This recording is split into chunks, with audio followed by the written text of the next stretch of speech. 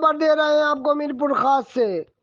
حکومت سندھ کی ہدایت پر اسسٹنٹ کمشنر میرپور خاص محمد حسین کھوسو اور مختار کار راشد میو نے اپنے عملے اور پولیس نفری کے ہمراہ آٹا چکیوں اور مختلف دکانوں پر چھاپے مار کر زائد قیمت میں اشیاء فروخت کرنے والے دکانداروں کے خلاف کارروائی کرتے ہوئے 32,000 روپے جرمانے عائد کیے۔ اس موقع پر اسسٹنٹ کمشنر محمد حسین کھوسو نے صحافیوں سے گفتگو کرتے ہوئے کہا کہ حکومت سندھ کی ہدایت پر آٹے اور روزمرہ استعمال کی دیگر اشیاء زائد قیمتوں پر فروخت کرنے والوں کے خلاف روزانہ کی بنیادوں پر کارروائیاں جاری رہیں گی اور زائد قیمتوں پر روزمرہ استعمال کی اشیاء فروخت کرنے والے دکانداروں کے خلاف بھاری جرمانوں کے علاوہ سخت قانونی کارروائی کی جائے گی۔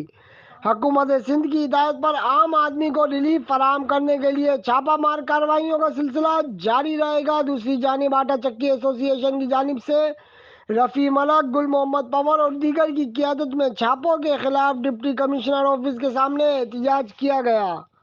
سیف الرحمان سامری، آزاد ریاست نیوز، میرپور خاص۔ 190 پہ ہوسٹل ہے، 10 روپے زیادہ رکھیں، 200 کریں، 205 کریں، 200 کتنے ہیں اپنے پاس؟ 225 روپے۔